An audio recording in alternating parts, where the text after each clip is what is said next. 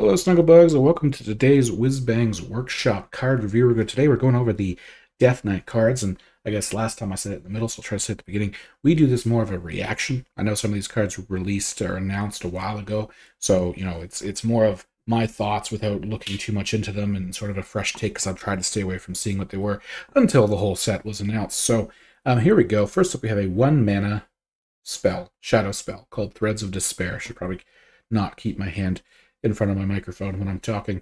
Content creator probably 101. But anyway, Threads of Despair. Give all your minions death rattle. Give all minions, not just your minions, death rattle. Deal 1 damage to all minions. So it just kind of becomes like almost like a defile type card but you have to like trade something in, right? So if you have a board, your opponent has a board, you could trade with or go face with some, and then cast this, and then like trade one of your things away to effectively do a cascading.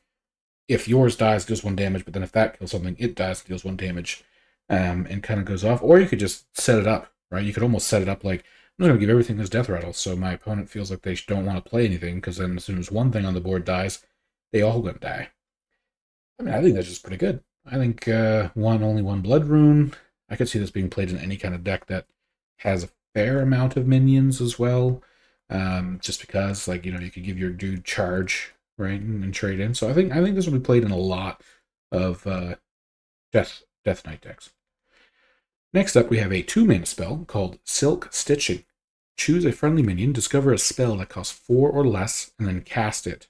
4 or less, it 4 or less for it to cast when it dies. So you have to pick a minion that exists, and then it gives you a choice of spells. Let's say good Death Knight spell, Down with the Sickness, as an example, just because that's pretty good, and I like playing Death Knight. When that minion then dies, you just get a free cast of it. Pretty explanatory, and you get to pick between spells that cost 4 or less. So in a way, for 2 mana, you attach potentially an overvalued spell to it, but then it's got the downside of it being discovered, and you have a trigger with a death rattle and stuff, so it's kind of balanced that way. Again, I think you'll probably see this played in a lot of decks. 2 mana is pretty cheap. You get some discoveries and stuff, so I think this will be played in a lot of Death Knight decks. Ooh boy. And next up we get probably our new big corpse spender for those people who like the unholy Death Knight package, which is a 2-mana 3/2 shambling zombie tank, which has taunt. Which, I mean, 2-mana 3/2 taunt is a bit strange. You usually put taunt on something with more health, but that's fine. Also makes sense because it's a tank. So you'd think, a little defense there, but maybe that's just me. However, it also has Battle Cry. Spend 5 corpses to summon a copy of this. Now, you probably not have 5 corpses, right on 2, of course. But the fact it kind of spreads out some taunt, like I said, if you want to play it in a deck that you want to spend corpses, it's one of the few things that can bulk spend corpses. I don't know if it's good enough comparatively to some of the other corpse spending mechanics, but I know I've tried playing that deck, and there have been times where I've had like 20 corpses and nothing to really use them with, so it might just be good as like a filler, and it'll help with your climatic explosion, and it does have only 1 unholy, so you can play this in rainbow and stuff as well. So not super strong or anything, but I think it'll see play, especially in rainbow Death Knight in particular. Then we have this cute little puppy, which is the rambunctious Stuffy. The Lich King can't sleep without his Stuffy, which is a 3-mana 4/2 beast with rush, and then after you cast a frost spell, it can gain reborn. So there's 2 things here, which is really nice. So 4/2 with rush isn't bad anyway.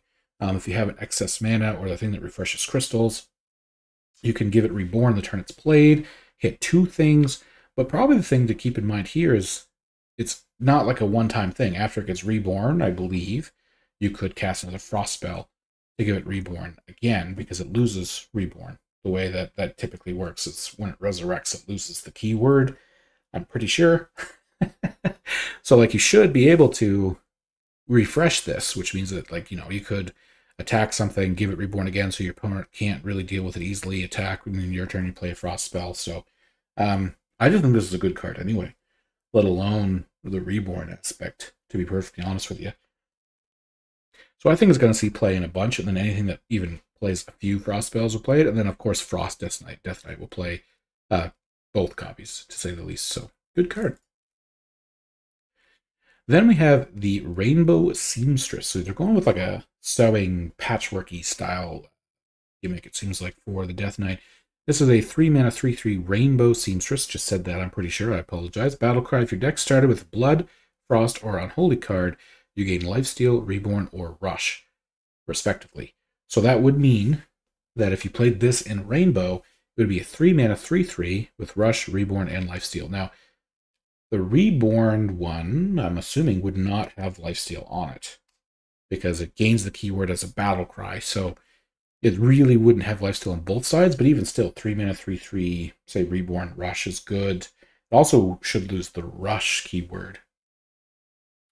Kind of interested to see how that would work, because this is strong, right? But if it somehow keeps those keywords on the Reborn, it'd be like annoyingly good. So I can't imagine, that they would.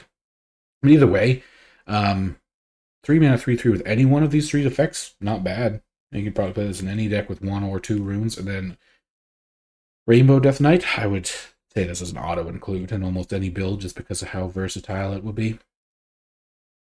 So we do have our first legendary. Speaking of the stitching patchworky style stuff, this card is a 6-mana 6/4. Battlecry, discover a 5/3 and 1 cost minion to stitch to this.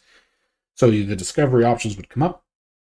I'm assuming you pick the 5, then the 3, then the 1. And I'm picturing this probably more like the piloted shredder type things of old, where you would actually have your 6-mana minion, it would drop the 5-mana minion.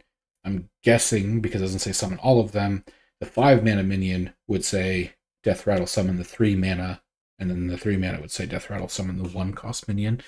Not sure if that's been confirmed by anybody, but that's just the way I can't imagine. Why would you discover these if you only summon 1, right? That would be silly.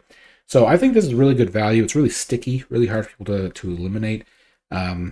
You start spreading death rattles around if that sort of thing sticks around as well, and this becomes like really, really potent. I again feel like you're just going to play this in most Death Knight decks, which is good. The part of my concern sometimes with the rune building, deck building, can be limiting, but this looks like you're just going to want to play it. It's good value. Then we have a 4-mana 2/4 Dark Thorn Quilter, which is at the end of your turn, deal this minion's attack damage randomly split among enemies.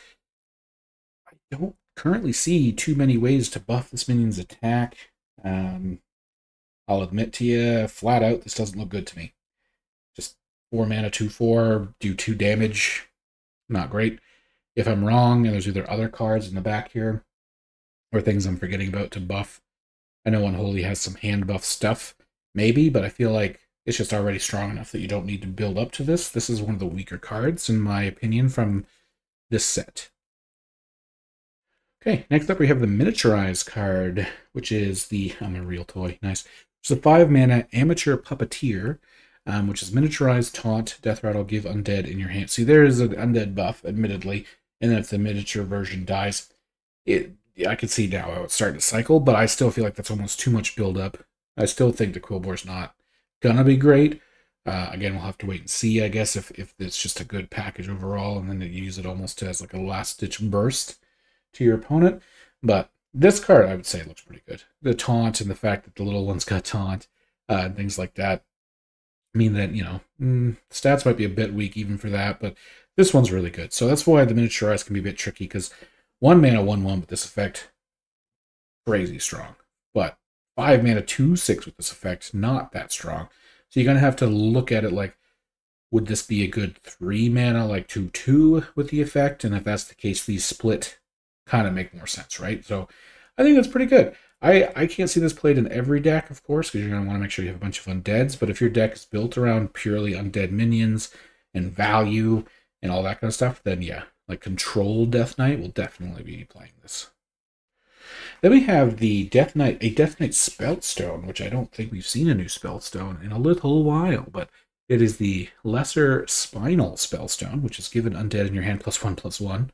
So again, we could buff that Quillbore even more. And then, of course, this one actually has gain 5 corpses to upgrade. So while it's in your hand, you just have to have things die, or other ways to gain corpses. So upgrading this is pretty easy. So admittedly, yes, it's you get that Quillbore +3/+3, +3/+3.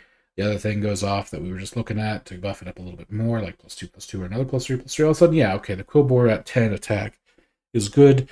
I'm still going to stick with my judgment on it, though. That just seems like too much build-up, that you probably just want to do something else. But, you know, people will prove me wrong. Again, if this is control archetype, and the idea is you're going to build up that Quilter to have like 25 attack, and then you just slam 2 of them down, OTK your opponent with it, maybe. Right? Like, we'll see. Will it work? Will that deck work? I don't think so, but I could be proven wrong. All right, last but not least, this one was announced quite a while ago, and I did my best. I don't know that much about it. Say it away.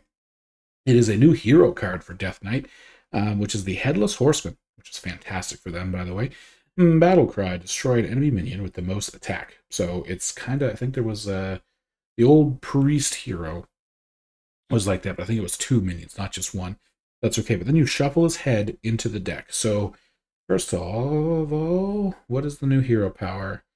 So it is Pulse and Pumpkins, which is deal 3 damage with Crushing Brawn. I guess it's just the, like, which is pretty good. You get to target a minion. It's like a much better mage hero power, arguably, right?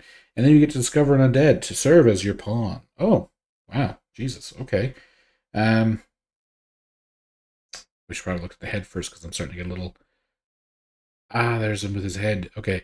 So then if you draw the head, so when drawn, this casts, right? And then your enemy will cower. Imbue the souls of undead into your hero power. That's cute. That is cute. Then, yeah, your hero upgrades to the one with the head. That makes sense. So, yeah, it looks like we have deal 3 damage with Crushing Brawn. Oh, okay. So this is the first one. So this is what... But even still, deal 3 damage, right, to a minion. It doesn't have to be to a minion. It could be face. So it's just a much better mage hero power for the same cost. And then after you draw the head, you still get the 3 damage, but you get to keep discovering minions for value. I think this is incredibly powerful. With these 2 runes, the only deck it probably won't go in will be Pure Frost. Or obviously Pure Holy, because, you know, if you play 3 Holy, this won't work. But I feel like this is just going to be, again, an auto-include Death Knight cards. It's going to be hit or miss for some of them, but this one, not so much. But yeah, let me know what your thoughts are of the Death Knight cards down below. I'm interested to get your opinion. Thank you very much for watching. Have a great rest of your day, and I'll see you in the next one.